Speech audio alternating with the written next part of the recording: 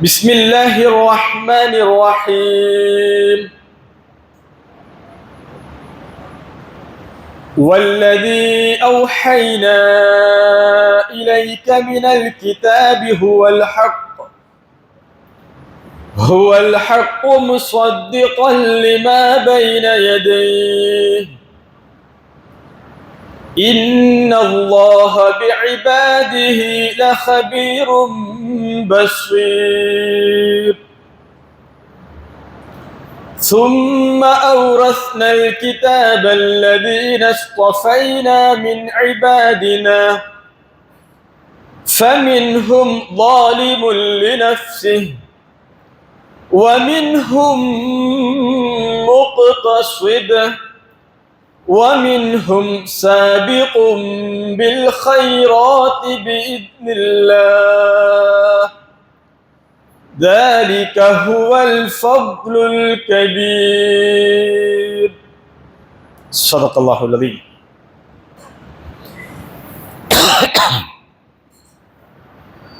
ബഹുമാന്യരായ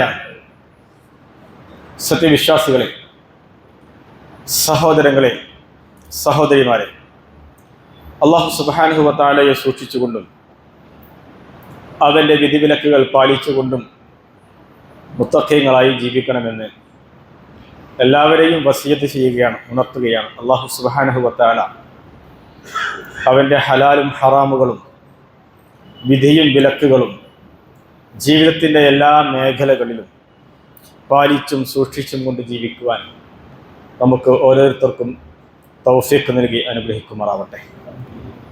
പ്രിയമുള്ള സഹോദരങ്ങളെ, സഹോദരിമാരെ,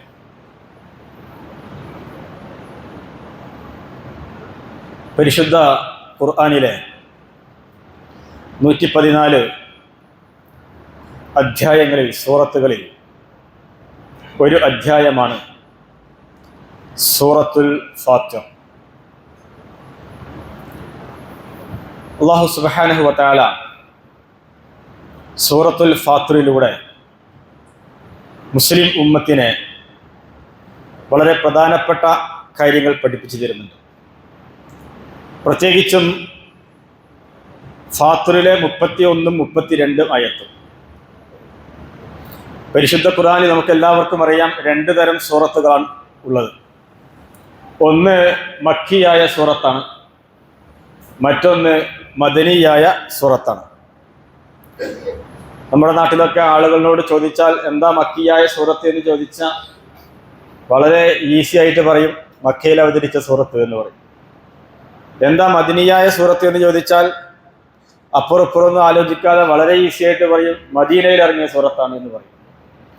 അങ്ങനെ ആരെങ്കിലുമൊക്കെ മനസ്സിലാക്കി വെച്ചിട്ടുണ്ട് എങ്കിൽ ആ ധാരണ ഇന്നു മുതൽ തിരുത്തണം.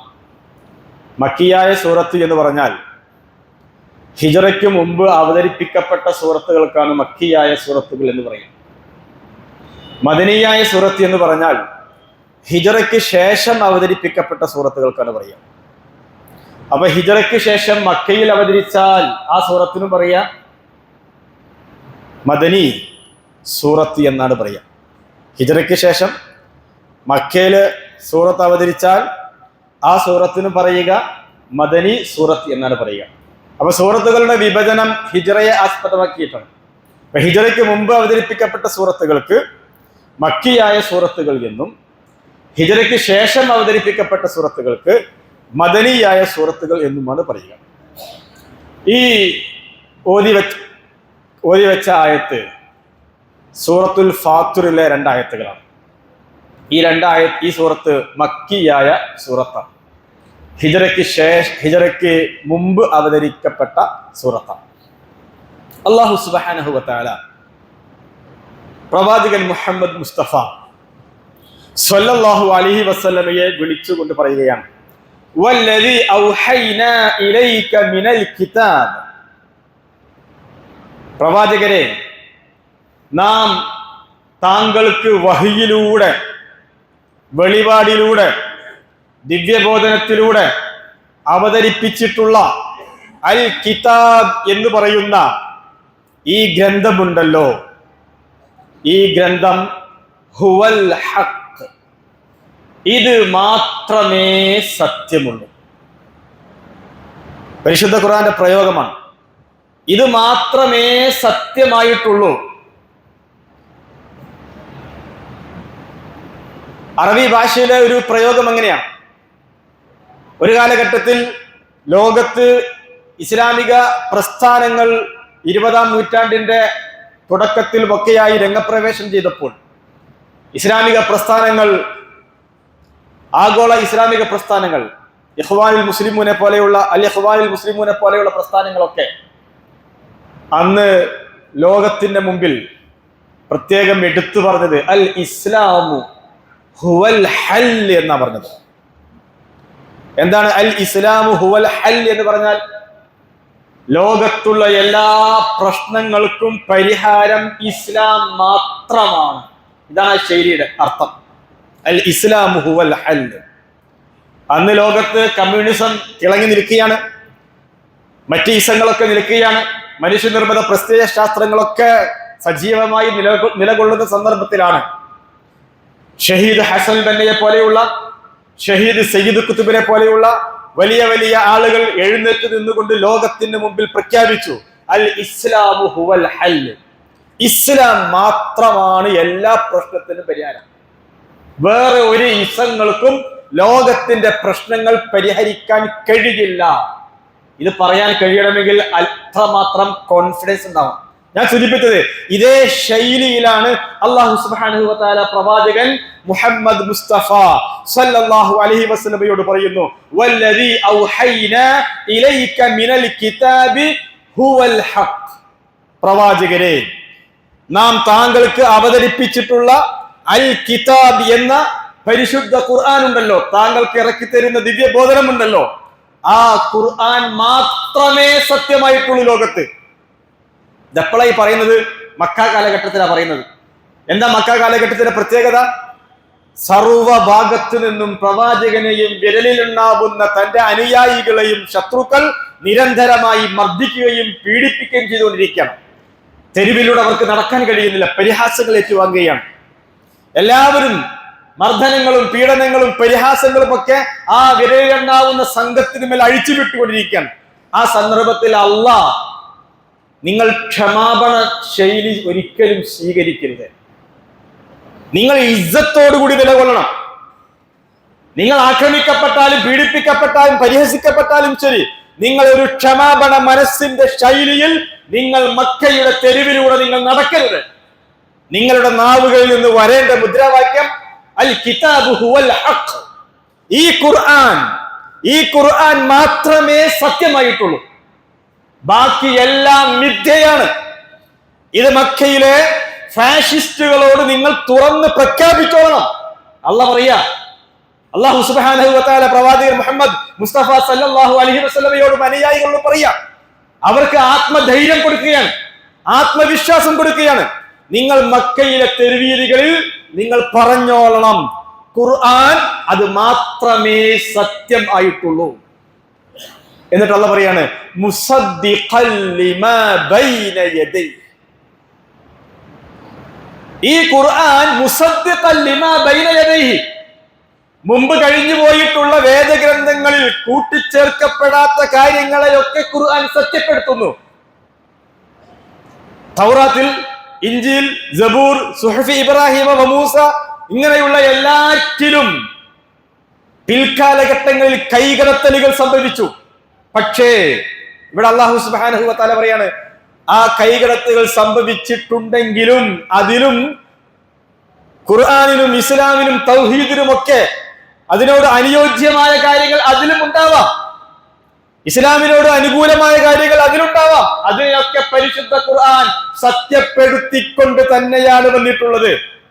എന്തുകൊണ്ടാണ് അല്ലാഹു സുബ്ഹാനഹു വ തആല ഈ ഖുർആൻ ഇത് മാത്രമാണ് സത്യം എന്ന് പറയാൻ കാരണം എന്താണ്? ഇന്നല്ലാഹ ബിഇബാദിഹി ലഖബീറുൻ ബസീർ. അല്ലാഹുവിന് അറിയാം തന്റെ അടിമകൾക്ക് അനുയോജ്യമായത് ഏത്, അനുയോജ്യമല്ലാത്തതേത്, നീതി ഏത്, അനീതി ഏത്, സത്യമേത്, അസത്യമേത്, ഇതെല്ലാം അള്ളാഹുവിന് നന്നായിട്ടറിയാം. ഇന്നല്ലാഹ ബിഇബാദിഹി ലഖബീറുൻ ബസീർ. അവൻ സസൂക്ഷ്മം എല്ലാം അറിയുന്നവനാണ്, അവൻ എല്ലാം കാണുന്നവനാണ്. നമ്മുടെ കണ്ണിന്റെ ഇമവെട്ടൽ പോലും അള്ളാഹുവിന്റെ നിയന്ത്രണത്തിൽ നിന്ന് മുക്തമല്ല എന്ന് മനസ്സിലാക്കേണ്ടതുണ്ട്. എല്ലാം അവൻ കാണുന്നു, എല്ലാം അവൻ കേൾക്കുകയും ചെയ്യുന്നു. എന്നിട്ട് അള്ളാഹു സുബ്ഹാനഹു വ തആല പ്രവാചകൻ മുഹമ്മദ് മുസ്തഫ സല്ലല്ലാഹു അലൈഹി വസല്ലമയും അനുയായികളും മക്കയിൽ മദീനയിൽ ഏതു ദൗത്യമാണ് നിർവഹിച്ചത്? ഖുർആൻ മാത്രമാണ് സത്യം എന്ന് പ്രചരിപ്പിച്ചു.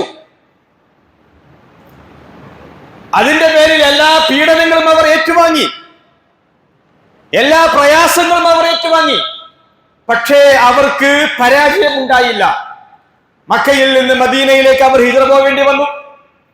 മദീനയിൽ എത്തിയ ശേഷവും അവിടെയും അവർ ഇതേ പ്രോഗ്രാം തന്നെയാണ് ചെയ്തത്. പ്രോഗ്രാമിൽ മാറ്റം ഉണ്ടായിട്ടില്ല. ഇതേ പ്രോഗ്രാം. ഹുവൽ അൽ കിതാബു ഹുവൽ ഹഖ്, ഖുർആനാണ്, അൽ ഖുർആൻ ഹുവൽ ഹഖ്, ഖുർആൻ മാത്രമേ സത്യം എന്ന ആ ആശയം മദീനയിലും റസൂലുള്ളാഹി സ്വല്ലല്ലാഹു അലൈഹി വസല്ലമയും അനുചരന്മാരും പ്രചരിപ്പിച്ചു. അത് സ്ഥാപിച്ചെടുത്തു. ആ ആശയത്തിന് ലോകത്തിന് മുമ്പിൽ മേധാവിത്വം കിട്ടി. ലോകം ഇസ്ലാമിന്റെ അനുകൂലമായി സഞ്ചരിക്കുന്ന അവസ്ഥയിലേക്ക് വന്നു. പിന്നെ അള്ളാഹ് പറയാണ്, സുമ്മ ഔറസ്നൽ കിതാബ്, സുമ്മ ഔറസ്നൽ കിതാബ്, പിന്നീട് നാം ഈ അൽ കിതാബ് എന്ന് പറയുന്ന ഈ പരിശുദ്ധ ഖുർആനിനെ അനന്തരാവകാശമായി നൽകി. ആർക്ക് നൽകി? അല്ലദീന ഇസ്തഫൈനാ മിൻ ഇബാദിനാ, നമ്മുടെ അടിമകളിൽ നിന്ന് നാം തെരഞ്ഞെടുത്തിട്ടുള്ള ഒരു വിഭാഗം ആളുകൾക്ക് നൽകി. ഈ ഖുർആനിനെ നൽകി. എന്തിനാണ് ഈ ഖുർആനിനെ നൽകിയത്? ആരാണ് നൽകിയത്? ആർക്കാണ് നൽകിയത്? ഇത് മൂന്നും പ്രധാനപ്പെട്ട ചോദ്യമാണ്. ആരാണ് ഈ ഖുർആൻ നൽകിയത്? അല്ലാഹു സുബ്ഹാനഹു വ തആല നൽകി. ആ നൽകി എന്നതിന് ഏത് പദമാണ് അല്ലാഹു ഉപയോഗിച്ചത്? ഔറസ്ന. ഔറസ്ന എന്ന് പറഞ്ഞാൽ പൈതൃക സ്വത്തായി നൽകിയെന്നാണ്. മാതാപിതാക്കൾ വിട്ടേച്ചു പോയ സ്വത്തിന് മീറാസ് എന്നാണ് പറയുക. മീറാസ്. മാതാപിതാക്കൾ വിട്ടേച്ചു പോയ സ്വത്തിന് ആളുകൾ നശിപ്പിക്കാൻ ശ്രമിക്കുകയില്ല. ചില ആളുകളൊക്കെ ഇതെന്റെ വാപ്പുണ്ടാക്കിയ വീടാ എന്ന് പറഞ്ഞുകൊണ്ട് ഇപ്പോഴും ആ വീട് അങ്ങനെ തന്നെ നിലനിർത്തുന്ന ആളുകളുണ്ട്, അനന്തരാവകാശമായി കിട്ടിയിട്ട്. അതൊക്കെ ഒരു ആദരവിന്റെ ഭാഗമായിട്ടാണ് ചെയ്യുന്നത്. ഇവിടെ അല്ലാഹു സുബ്ഹാനഹു വ തആല മുസ്ലിം ഉമ്മത്ത് ഈ അൽ കിതാബ് എന്ന് പറയുന്ന ഈ പരിശുദ്ധ ഖുർആൻ അതിനെ അനന്തരാവകാശമായി നൽകി, വിറാസത്തായി നൽകി. ആർക്ക് നൽകി? അല്ലാഹു സുബ്ഹാനഹു വ തആല അല്ലദീന ഇസ്തഫൈനാ മിൻ ഇബാദിനാ, നമ്മുടെ അടിമകളിൽ നിന്ന് നാം തെരഞ്ഞെടുത്തിട്ടുള്ള ഈ വിഭാഗത്തിന് അനന്തരം നൽകിക്കൊണ്ടാണ് അള്ളാഹുവിന്റെ റസൂലും സഹാബെ കിറാമും ഈ ഭൂമിയിൽ നിന്ന് വിട്ടേച്ചു പോയത്. പൈതൃക സ്വത്തായി നൽകിക്കൊണ്ടാണ്. അള്ളാഹുവാണ് നൽകിയത്. ആർക്കാണ് നൽകിയത്? മുസ്ലിം ഉമ്മത്തിനാണ് നൽകിയത്. എന്തിനാണ് ഖുർആൻ നൽകിയത്? അള്ളാഹുവും അവന്റെ റസൂലും അള്ളാഹുവിന്റെ റസൂലും സഹാബത്തും ഏതൊരു ദൗത്യമാണോ മക്കയിലും മദീനയിലും നിർവഹിച്ചത്, അതേ ദൗത്യം നിർവഹിക്കുവാൻ വേണ്ടിയാണ് അല്ലാഹു സുബ്ഹാനഹു വ തആല ഈ പരിശുദ്ധ ഖുർആനിനെ മുസ്ലിം ഉമ്മത്തിന് പൈതൃക സ്വത്തായി നൽകി. നമ്മുടെ കൈകളിൽ ഈ ഖുർആനുണ്ട്, നമ്മുടെ വീടുകളിൽ ഈ ഖുർആനുണ്ട്, നമ്മുടെ ഷെൽഫുകളിൽ ഈ ഖുർആനുണ്ട്. പക്ഷേ ഈ ഖുർആനിനെ യഥാവിധി കൈകാര്യം ചെയ്യുന്ന വിഷയത്തിൽ മുസ്ലിം സമുദായം മൂന്ന് വിഭാഗം ആളുകളായി, മൂന്ന് വിഭാഗക്കാരായി മാറിയെന്ന് അല്ലാഹു പറയുന്നത്. ഈ ഖുർആൻ കൈകാര്യം ചെയ്യുന്ന വിഷയത്തിൽ മൂന്ന് ഗ്രൂപ്പായി മാറി മുസ്ലിം സമുദായം. ഈ ഗ്രൂപ്പുകൾ ഇവിടെ വിശദീകരിക്കപ്പെട്ട് കഴിയുമ്പോൾ ഞാനും നിങ്ങളും അല്ലാഹു വിശദീകരിച്ച ഏത് ഗ്രൂപ്പിലാണ് ഉള്ളത് എന്ന് നെഞ്ചത്ത് കൈവച്ചുകൊണ്ട് പരിശോധിക്കണം, ആത്മപരിശോധന നടത്തണം. ഞാനും നിങ്ങളും ഏത് വിഭാഗത്തിലാണ് ഉള്ളത്? ഏത് വിഭാഗത്തിലാണ് ഇനി പെടേണ്ടത്? എന്താണ് ആ വിഭാഗത്തിന്റെ പ്രത്യേകത? എല്ലാം അല്ലാഹു സുബ്ഹാനഹു വ തആല വളരെ കൃത്യമായി നമ്മുടെ മുമ്പിൽ വിശദീകരിച്ചിരുന്നു. അല്ലാഹു പറയുന്നു, ഫമിൻഹും ളാലിമുൻ ലിനഫ്സിഹി. ഖുർആൻ അനന്തരാവകാശമായി എടുത്ത ഈ മുസ്ലിം ഉമ്മത്ത് ദൗർഭാഗ്യവശാൽ മൂന്ന് വിഭാഗമായി മാറിയെന്നാണ്. അതിൽ ഒന്നാമത്തെ വിഭാഗം ഫമിൻഹും ളാലിമുൻ ലിനഫ്സിഹി, സ്വന്തത്തോട് അക്രമം കാണിച്ച വിഭാഗമാണ് ഒന്നാമത്തെ വിഭാഗം. സ്വന്തത്തോട് അക്രമം കാണിച്ച വിഭാഗം എന്ന് വെച്ചാൽ മുസ്ലിം സമുദായത്തിലെ ഒന്നാമത്തെ വിഭാഗം പക്ക വാലിമീങ്ങളാണ്, അക്രമികളാണ്. ഏത് വിഷയത്തിൽ? ഖുർആനിനോടുള്ള ബാധ്യത നിർവഹണത്തിന്റെ വിഷയത്തിൽ മുസ്ലിം സമുദായത്തിലെ ഒരു ഗ്രൂപ്പ് വാലിമുൻ ലിനഫ്സിഹിയാണ്. അല്ലാഹു സുബ്ഹാനഹു വ തആല പറയാണ് അക്രമികളാണ്. എന്താ ഇവരെ അക്രമികൾ എന്ന് പറയാൻ കാരണം? തഫ്സീറുകളൊക്കെ എടുത്ത് വായിച്ചു നോക്കിക്കഴിഞ്ഞാൽ മുഫസ്സിറുകൾ വ്യത്യസ്തമായ വ്യാഖ്യാനങ്ങൾ ഇതിന് നൽകിയിട്ടുണ്ട്, വിശദീകരണങ്ങൾ നൽകിയിട്ടുണ്ട്. രണ്ടാമത്തെ വിഭാഗം വമിൻഹും മുഖ്തസിദ്, മധ്യനില കൈക്കൊണ്ടവരാണ് രണ്ടാമത്തെ വിഭാഗം മുഖ്തസിദ്. മൂന്നാമത്തെ വിഭാഗം വമിൻഹും സാബിഖും ബിൽ ഖൈറാത്തി ബിഇദ്നില്ലാഹ്, അല്ലാഹുവിന്റെ അനുമതിയോടുകൂടി ഖൈറാത്തിൽ നന്മയിൽ മത്സരിക്കുന്ന വിഭാഗമാണ് മൂന്നാമത്തെ വിഭാഗം. ഈ മൂന്ന് വിഭാഗത്തിൽ ഏറ്റവും ശ്രേഷ്ഠരായ വിഭാഗം മൂന്നാമത്തെ പറഞ്ഞ വിഭാഗമാണ്. പക്ഷേ അവരെയാണ് അള്ളാഹ് അവസാനം എണ്ണി. ആദ്യം അവരെയാണല്ലോ എണ്ണേണ്ടത്. വേദഗ്രന്ഥത്തിൽ ആദ്യം നല്ല ആളുകൾക്കാണല്ലോ ഏറ്റവും പ്രാധാന്യം കൊടുക്കേണ്ടത്. പക്ഷെ അള്ളാഹ് ആദ്യം പറഞ്ഞത് മൂന്ന് വിഭാഗത്തിൽ ഒന്നാമത്തെ വിഭാഗം ലാലിമുകൾ എന്നാണ് അള്ളാഹ് പറഞ്ഞത്. അക്രമകാരികൾ, സ്വന്തത്തോട് ദുൽമ് ചെയ്ത ആളുകളാണ് അവർ. എന്താ അങ്ങനെ പറയാൻ കാരണം? അവരാദ്യം പറയാൻ കാരണം ഈ ഉമ്മത്തിൽ ഏറ്റവും കൂടുതൽ ഉള്ളവർ ലാലിമുൽ ലിനഫ്സിഹിയാണ്. അതുകൊണ്ടാണ് അവരാദ്യം. എന്താ ഈ ലാലിമുൽ ലിനഫ്സിഹി?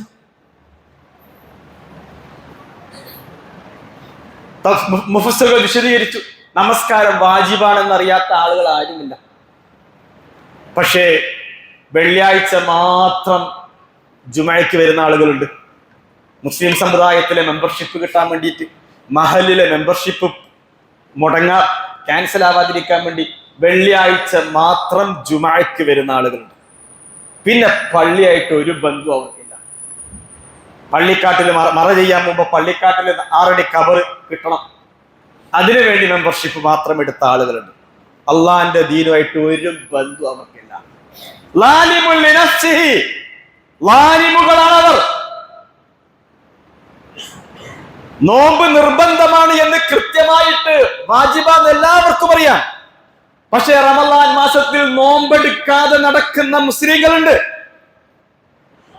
ആരോഗ്യമുണ്ട്, അവർക്ക് ശാരീരിക പ്രയാസങ്ങൾ ഒന്നുമില്ല, ബുദ്ധിപരമായ കഴിവുണ്ട്, ഭ്രാന്തനോ അർദ്ധഭ്രാന്തനോ ഒന്നുമല്ല, സ്വബോധം നല്ല ബുദ്ധിയുണ്ട്.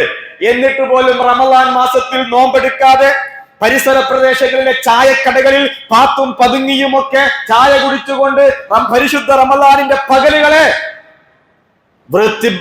അനാദരിക്കുന്ന ആളുകൾ ഈ ഉമ്മത്തിലുണ്ട്. ലാലിമുൽ ലിനഫ്സിഹി, അവർ സ്വന്തത്തോട് അക്രമം കാണിച്ച ആളുകളാണ്. ഇസ്ലാമിലെ സക്കാത്ത് എന്ന് പറയുന്ന സംവിധാനമുണ്ട്, വളരെ പ്രധാനപ്പെട്ട ഒരു സംവിധാനമാണ്. ലോകത്ത് ഏറ്റവും കൂടുതൽ മനുഷ്യ സമൂഹത്തിന് ഉപകാരം കിട്ടുന്ന ഇസ്ലാമിലെ വളരെ പ്രധാനപ്പെട്ട ഒരു ചാരിറ്റി സിസ്റ്റമാണ് സക്കാത്ത് എന്ന് പറയുന്നത്. ഇത് വേറെ ഒരു മതത്തിലും ഒരു ദർശനത്തിലും ഒരു മനുഷ്യനിർമ്മിത പ്രത്യയ ശാസ്ത്രങ്ങളിലും കാണാൻ കഴിയില്ല. ഇസ്ലാമിൽ മാത്രമേ അതുള്ളൂ സക്കാത്ത്. ആ സക്കാത്തിലൂടെ മനുഷ്യ സമൂഹം മെച്ചപ്പെടും, ദാരിദ്ര്യമില്ലാതാവും. ആ സക്കാത്ത് കൊടുക്കാത്ത ആളുകൾ എത്രയോ ഉണ്ട്. സക്കാത്ത് കൊടുക്കാത്ത ആളുകൾ സ്വന്തം സ്ഥാപനത്തിലെ ടാക്സും മറ്റുമൊക്കെ കൃത്യമായി കണക്കാക്കുന്ന ആളുകളുണ്ട്. പക്ഷേ സക്കാത്ത് കൃത്യമായി കണക്കാക്കാത്ത ആളുകളുണ്ട്. സക്കാത്ത് തോന്നിയതുപോലെയാണ് കൊടുക്കുക. മഹല്ല് സംവിധാനത്തിൽ നിന്ന് പ്രസിഡന്റും സെക്രട്ടറിയും 4-5 കമ്മിറ്റി മെമ്പർമാരൊക്കെ വന്ന പടച്ചോനെ ഒരു 5-8 ആൾക്കാരുണ്ടല്ലോ, അന്നൊരു 10,000 കൊടുക്കാം. പ്രസിഡന്റ് സെക്രട്ടറി മാത്രമാ 2 ആളേ ഉള്ളൂ, അന്നൊരു 5,000 കൊടുക്കാം. ഈ ജാതി സക്കാത്തിന്റെ കണക്കാണ് ദൗർഭാഗ്യവശാൽ മുസ്ലിം സമുദായത്തിലുള്ളത്. മുസ്ലിം സമുദായത്തിലെ സാമ്പത്തിക ശേഷിയുള്ള ആളുകൾ സക്കാത്തിന്റെ വിഷയത്തിൽ ഒരു തരം നിഫാഖാണ് കാണിച്ചുകൊണ്ടിരിക്കുന്നത്. അത് സക്കാത്തിനെ നിഷേധിക്കലാണ്. റസൂലുള്ളാഹി സ്വല്ലല്ലാഹു അലൈഹി വസല്ലമയുടെ കാലഘട്ടത്തിൽ സക്കാത്തിനെ റസൂലുള്ളാഹിയുടെ മരണത്തിന് ശേഷം സക്കാത്ത് നിഷേധിച്ചുകൊണ്ട് ഒരു കൂട്ടർ രംഗത്ത് വന്നു. അള്ളാഹുവിന്റെ റസൂല് മരിച്ചു കഴിഞ്ഞു, ഇനി ഞങ്ങൾ സക്കാത്ത് കൊടുക്കൂല എന്ന് പറഞ്ഞു. ആരാണ് ഒന്നാമത്തെ പിന്നീട് വന്ന ഖലീഫ? അബൂബക്കർ റളിയല്ലാഹു അൻഹു. അബൂബക്കർ റളിയല്ലാഹു അൻഹു ശാന്തഹൃദയനാണ്, സൗമ്യശീലനാണ്. അപ്പൊ അബൂബക്കറിന്റെ ഈ സൗമ്യശീലം അത് ദുരുപയോഗം ചെയ്യാൻ ഒരു പ്രത്യേകം കൂട്ടരുണ്ടായി. അവർ പറഞ്ഞു, ഇനി ഞങ്ങൾ ബൈത്തുൽ മാലിൽ സക്കാത്ത് അടയ്ക്കുകയില്ല എന്ന് പറഞ്ഞു. അബൂബക്കർ റളിയല്ലാഹു അൻഹു തന്റെ ആ സൗമ്യശീലം തൽക്കാലം മാറ്റിവെച്ചു, മിമ്പറിൽ കയറി. എന്നിട്ട് പറഞ്ഞു, അള്ളാന്റെ റസൂലിന്റെ കാലഘട്ടത്തിൽ നിങ്ങൾ സക്കാത്തായിട്ട് കൊടുത്തത് ഒട്ടകത്തിന്റെ ഒരു കയറാണ് എങ്കിൽ അത് എന്റെ കാലഘട്ടത്തിൽ നിങ്ങൾ നൽകുവാൻ വിസമ്മതിക്കുന്നുവെങ്കിൽ ലഉഖാതിലന്നകും, ഞാൻ നിങ്ങളോട് യുദ്ധം ചെയ്യുമെന്ന് പറഞ്ഞു. അബൂബക്കർ റളിയല്ലാഹു അൻഹു പറഞ്ഞു. അബൂബക്കറിന്റെ ഈ ധീരമായ മിമ്പറിൽ വെച്ചുള്ള ഈ പ്രഖ്യാപനം കേട്ടപ്പോൾ ഉമർ റളിയല്ലാഹു അൻഹു ഏറ്റവും വലിയ ധീരനാണ്. ഉമർ റളിയല്ലാഹു അൻഹു, അല്ല അബൂബക്കർ, എന്താ താങ്കൾ പറയുന്നത്? സക്കാത്ത് കൊടുക്കാത്തതിന്റെ പേരിൽ നമസ്കരിക്കുന്ന നോമ്പെടുക്കുന്ന ആ ആളുകളെ തലവെട്ടുമെന്നോ? എന്താ താങ്കൾ പറയുന്നത്? അവരോട് യുദ്ധം ചെയ്യുമെന്നോ? എന്താ താങ്കൾ പറയുന്നത്? ഉമർ റളിയല്ലാഹു അൻഹു ചോദിക്കണം. അബൂബക്കർ റളിയല്ലാഹു അൻഹു പറഞ്ഞു, അതെ, വഇൻ സാമു വസല്ലു, അവർ നമസ്കാരക്കാരായാലും ശരി, അവർ നോമ്പെടുക്കുന്ന ആളുകളായാലും ശരി, സക്കാത്ത് കൊടുക്കാത്തവരാണ് എങ്കിൽ അവരുടെ രക്തത്തിന് ഇസ്ലാമിൽ വിലയില്ല. അവരുടെ രക്തത്തിന് ഇസ്ലാമിൽ വിലയില്ല. അവന്റെ തല ഞാൻ എടുക്കും എന്നാണ് അബൂബക്കർ, സൗമ്യശീലനായ അബൂബക്കർ റളിയല്ലാഹു അൻഹു പറഞ്ഞത് എന്ന് നമുക്കാണ് മനസ്സിലാക്കുന്നത്. അതിന്റെ അർത്ഥം എന്താ? സക്കാത്ത് കൊടുക്കാത്തവന് ഇസ്ലാമിൽ വിലയില്ല. അതുകൊണ്ട് സക്കാത്ത് കൊടുക്കാത്ത ഒരുപാട് ആളുകൾ ഈ ഉമ്മത്തിലുണ്ട്.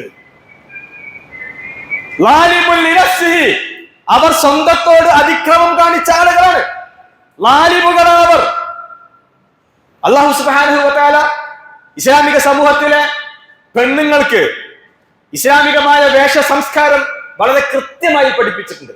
ഒരു മുസ്ലിമിന്റെ വേഷ സംവിധാനം എങ്ങനെയായിരിക്കണം, ഒരു മുസ്ലിം പുരുഷന്റെ ഔറത്ത് എങ്ങനെയാണ്, ഒരു സ്ത്രീയുടെ ഔറത്ത് മറക്കേണ്ടത് എങ്ങനെയാണ്, എല്ലാം വളരെ കൃത്യമായിട്ട് ഇസ്ലാമിലുണ്ട്.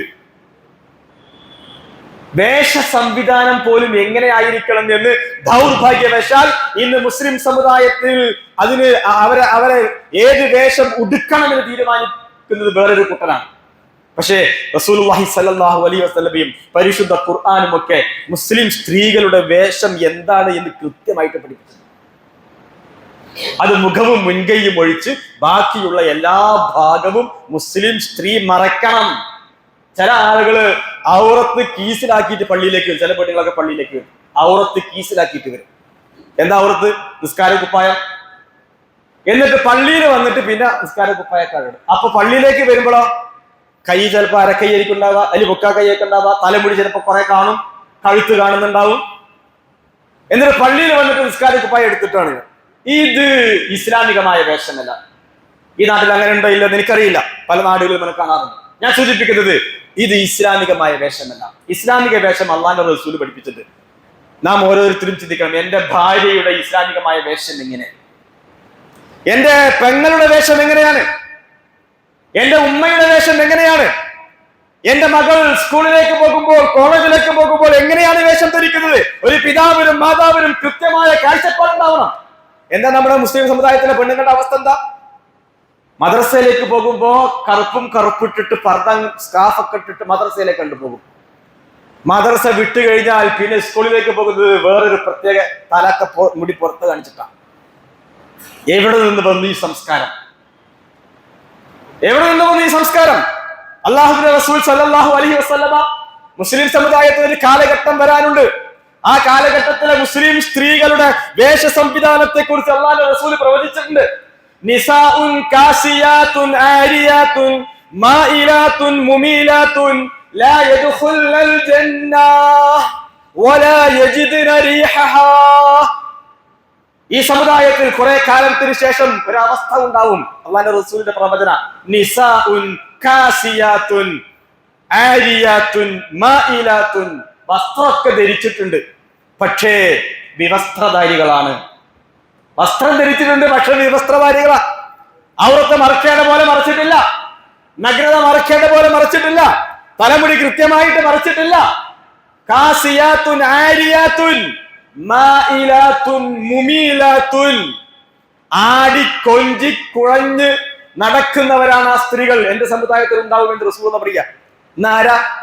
ബസ്സിലും മറ്റുമൊക്കെ യാത്ര ചെയ്യുമ്പോ ബസ്സിലെ കണ്ടക്ടറോടും ഡ്രൈവറോടും മറ്റുമൊക്കെ ഏറ്റവും കൂടുതൽ കൊഞ്ചി കുഴഞ്ഞ് സല്ലപിച്ച് സംസാരിക്കുന്ന കൂട്ടർ ആരാണ് ബസ്സിൽ? പരിശോധിക്കേണ്ടതാണ് നമ്മള്. സ്കൂൾ വിട്ടതിന് ശേഷം ഒരു യാത്ര, ദീർഘദൂര യാത്ര ചെയ്തു കഴിഞ്ഞാൽ ഓരോ ബസ് സ്റ്റാൻഡിലും അർദ്ധസ്കാഫിട്ട മുസ്ലിം സമുദായത്തിലെ വിദ്യാർത്ഥിനികൾ തെരുവിൽ, ബസ് സ്റ്റോപ്പിൽ തങ്ങളുടെ കൂടെ പഠിച്ചുകൊണ്ടിരിക്കുന്ന വിദ്യാർത്ഥികളുമായി, ചെറുപ്പക്കാരുമായിട്ട് എന്തെല്ലാം വൃത്തികെട്ട ആഭാസത്തരങ്ങളാണ് കാണിച്ചുകൊണ്ടിരിക്കുന്നത്. ഇതൊക്കെ ഓരോ രക്ഷിതാവിനും നല്ല കാഴ്ചപ്പാടും ബോധം ഉണ്ടാവും. നമ്മൾ നമ്മുടെ മക്കളെ സ്കൂളിലേക്ക് അങ്ങനെ പറഞ്ഞേക്കുന്നു, കോളേജിലേക്ക് അങ്ങനെ പറഞ്ഞേക്കുന്നു. എന്താണ് അവർ കാണിച്ചു കൂട്ടുന്നത്? തെരുവിൽ എന്താണ് അവർ കാണിക്കുന്നത്? അവരുടെ ഇസ്ലാമികമായ സംസ്കാരം എന്താണ്? വേഷം എന്താണ്? ഇതൊക്കെ കൃത്യമായ ധാരണ നമുക്കുണ്ടാവണം. അതുകൊണ്ട് ഇസ്ലാമികമായ വേഷം ധരിക്കാതെയാണ് ഒരു മുസ്ലിം സ്ത്രീ പുറത്തു നടക്കുന്നത് എങ്കിൽ അവളുടെ ഇസ്ലാം പൂർണ്ണമല്ല. എങ്ങനെ നമ്മുടെ നാട്ടില് ഈ നിസ്കാര കുപ്പായം എന്ന് പറയുന്ന ഈ ഒരു സമ്പ്രദായം തന്നെ വന്നെങ്ങനെ? യഥാർത്ഥ വേഷം ഇസ്ലാമികമല്ലാത്തത് കൊണ്ടാണ് അങ്ങനെയാണ് നിസ്കാര കുപ്പായം വന്നത്. നിസ്കരിക്കുമ്പോ എല്ലാം മറച്ചിട്ട് നിസ്കരിക്കും. നമസ്കാരം കഴിഞ്ഞ് വീട്ടിൽ നിന്ന് പുറത്തേക്ക് ഇറങ്ങുമ്പോഴോ അപ്പൊ പലതും പുറത്തേക്ക് തുറന്ന് കാണിച്ചുകൊണ്ടായിരിക്കും യാത്ര ചെയ്യുക. ഇവിടെയാണ് നമ്മളൊക്കെ എന്റെ ഭാര്യയെ കുറിച്ച് ചിന്തിക്കണം, എന്റെ മകൾ എങ്ങനെയാണ് ആലോചിക്കണം. എല്ലാവരും അവനവന്റെ വീട്ടിലെ ഒരു ഇസ്ലാമികമായ വനിതകളുടെ, മുസ്ലിം വനിതകളുടെ വേഷ സംസ്കാരത്തെ കുറിച്ച് നല്ല ബോധ്യമുണ്ടാവും. അതില്ലാത്തിടത്തോളം കാലം അവർ അവരുടെ വേഷത്തിന്റെ വിഷയത്തിൽ വാലിമുൻ ലിനഫ്സിഹിയാണ് എന്ന് പരിശുദ്ധ ഖുർആൻ നമുക്ക് പഠിപ്പിച്ചിരുന്നു. വേറൊരു ടൈപ്പ് ആളുകളുണ്ട് മുസ്ലിം സമുദായത്തിൽ. ഇസ്ലാമിൽ അള്ളാഹു പഠിപ്പിച്ച, അള്ളാഹിന്റെ റസൂൽ പഠിപ്പിച്ച ഇസ്ലാമിൽ എല്ലാം ഉണ്ട്. അതിൽ മതമുണ്ട്, ധാർമ്മികതയുണ്ട്, അതിൽ സാമൂഹികമായ സേവന പ്രവർത്തനങ്ങളുണ്ട്, ഒപ്പം തന്നെ രാഷ്ട്രീയവും ഉണ്ട്. ഇസ്ലാമിന് രാഷ്ട്രീയവുമുണ്ട്. രാഷ്ട്രീയമില്ലാത്ത ഇസ്ലാം അള്ളാഹിന്റെ റസൂൽ പഠിപ്പിച്ചിട്ടില്ല. അള്ളാഹുവിന്റെ റസൂൽ സല്ലല്ലാഹു അലൈഹി വസല്ലം മദീനയിലെ ഭരണാധികാരിയാണ്. മദീനയിൽ വന്നതിനു ശേഷം ആദ്യമായി അള്ളാഹുവിന്റെ റസൂൽ ചെയ്തത് പള്ളി ഉണ്ടാക്കി. എന്നിട്ട് ഒരു ഇസ്ലാമിക മദീന സ്റ്റേറ്റ് ഉണ്ടാക്കി. മദീന സ്റ്റേറ്റ്. ആ സ്റ്റേറ്റിന്റെ ഭരണാധികാരിയാണ് റസൂൽ സല്ലല്ലാഹു അലൈഹി വസല്ലം. അതിനുശേഷം ഖുലഫാഉർ റാഷിദുകൾ, മുസ്ലിം ഉമ്മത്തിന്റെ ഖലീഫമാർ, പ്രസിഡന്റുമാർ, അബൂബക്കർ, ഉമർ റളിയല്ലാഹു അൻഹു, ഉസ്മാൻ റളിയല്ലാഹു അൻഹു, അലി റളിയല്ലാഹു അൻഹു, ഇവരൊക്കെ ഖലീഫമാരാണ്. ഇസ്ലാമിക രാഷ്ട്രത്തിന്റെ സാരഥികൾ, നായകന്മാരാ. ഈ ഇസ്ലാമിക രാഷ്ട്രത്തിന്റെ നായകന്മാരെ പറ്റിയിട്ടാണ് കുറച്ച് മാസങ്ങൾക്ക് മുമ്പൊക്കെ നമ്മുടെ നാട്ടിലൊക്കെ ചില ആളുകൾ ഇസ്ലാം 6-ാം നൂറ്റാണ്ടിലെ ഇസ്ലാമിനെയാണ് പ്രതിനിധീകരിക്കുന്നത്. ഏതാണ് ഈ 6-ാം നൂറ്റാണ്ടിലെ ഇസ്ലാം? ഈ സഹാബികൾ, ഖുലഫാഉർ റാഷിദുകൾ നേതൃത്വം കൊടുത്ത ഇസ്ലാമിനെയാണ് നമ്മുടെ നാട്ടിലെ ചില ആളുകളൊക്കെ പരിഹസിച്ചത്. ഞാൻ പറയുന്നത് ഇസ്ലാമിന് ഒരു രാഷ്ട്രീയമുണ്ട്. ആ രാഷ്ട്രീയം അത് ഇസ്ലാം കൃത്യമായി പഠിപ്പിച്ചിട്ടുണ്ട്. അത് നമ്മുടെ നാട്ടിലെ ഹൈന്ദവന്റെ രാഷ്ട്രീയം പോലെ ആവാൻ പാടില്ല. ഹൈന്ദവൻ രാവിലെ എഴുന്നേൽക്കുന്നു, കുഴി തൊടുന്നു, ജോലിക്ക് പോകുന്നു, എന്നിട്ട് അവൻ തോന്നിയതുപോലെ രാഷ്ട്രീയത്തിൽ തോന്നിയതുപോലെ പ്രവർത്തിക്കുന്നു. ഹക്കും ബാത്തിലുമില്ല. താൻ നിലകൊള്ളുന്ന രാഷ്ട്രീയ പ്രസ്ഥാനം വൃത്തികെട്ട അഴിമതിയിൽ, എല്ലാവിധ അധാർമികതയിലും മുങ്ങിയിരിക്കുന്ന രാഷ്ട്രീയ പാർട്ടിയാണ് എങ്കിൽ ഈ നമസ്കരിക്കുന്ന, നോമ്പെടുക്കുന്ന മുസ്ലിം അവനും അതേപോലെ ഹൈന്ദവൻ കുറിതൊട്ട് അമ്പലത്തിൽ പോയി കുറിതൊട്ട് മുന്നോട്ട് പോകുന്നതിനിടെ അവൻ ഇഷ്ടപ്പെടുന്ന രാഷ്ട്രീയ പാർട്ടിയിൽ ചേരുന്നു. ക്രൈസ്തവനും അങ്ങനെയാണ്. ദൗർഭാഗ്യവശാൽ ഇന്ത്യയിലെ നല്ലൊരു ശതമാനം മുസ്ലിങ്ങളും അങ്ങനെയാണ്. മുസ്ലിങ്ങൾ അങ്ങനെ ആവാൻ പാടില്ല.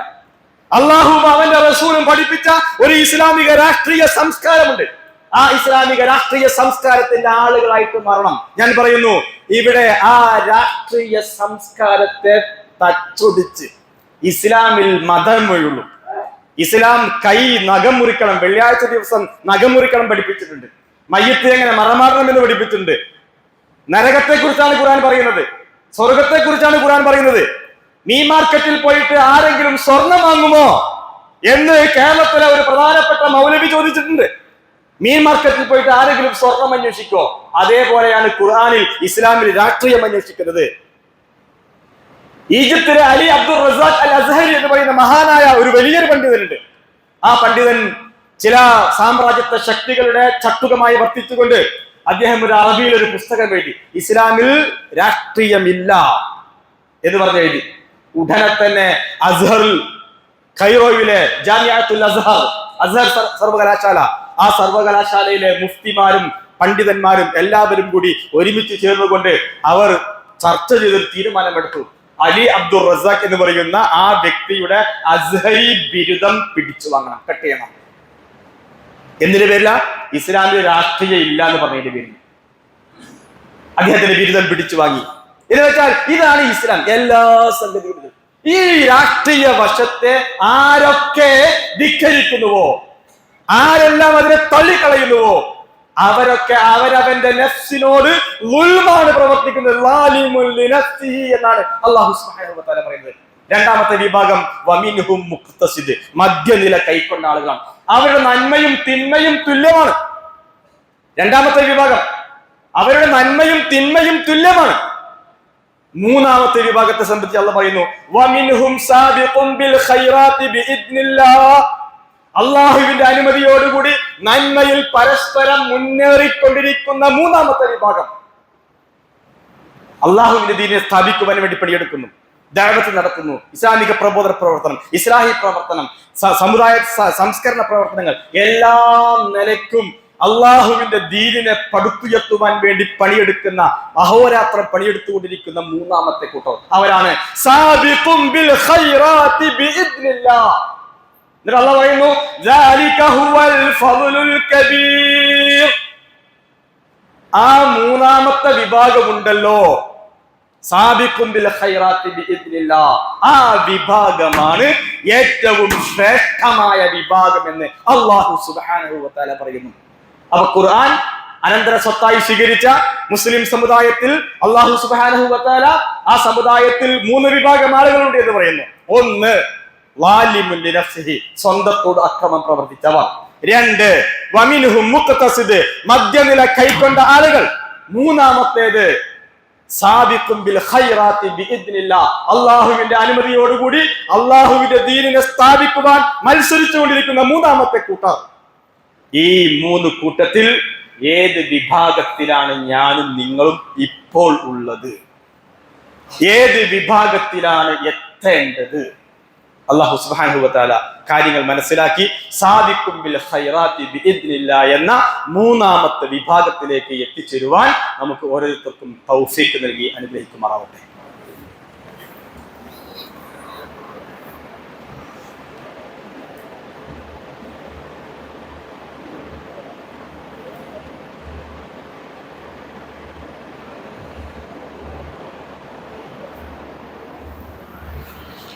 അൽഹംദുലില്ലാഹി റബ്ബിൽ ആലമീൻ, അസ്സലാത്തു വസ്സലാമു അലാ റസൂലിഹിൽ അമീൻ വഅലാ ആലിഹി വസഹ്ബിഹി അജ്മഈൻ. യാ അയ്യുഹന്നാസ് ഇത്തഖുല്ലാഹ ഹഖ്ക തുഖാതിഹി വലാ തമൂതുന്ന ഇല്ലാ വഅൻതും മുസ്ലിമൂൻ. اللهم اغفر للمؤمنين والمؤمنات والمسلمين والمسلمات الأحياء منهم والأموات إنك مجيب الدعوات يا قاضي الحاجات. اللهم أجرنا من النار. اللهم أعز الإسلام والمسلمين وأذل الشرك والمشركين. اللهم يا حي يا قيوم انصر المسلمين في غزة يا الله، واشف مرضاهم وجرحاهم يا الله. اللهم حرر المسجد الأقصى من أيدي اليهود الفاشيين. اللهم دمر اليهود الفاشيين الصهيونيين يا الله. ربنا تقبل منا إنك أنت السميع العليم وتب علينا إنك أنت التواب الرحيم. آمين برحمتك يا أرحم الراحمين والحمد لله رب العالمين.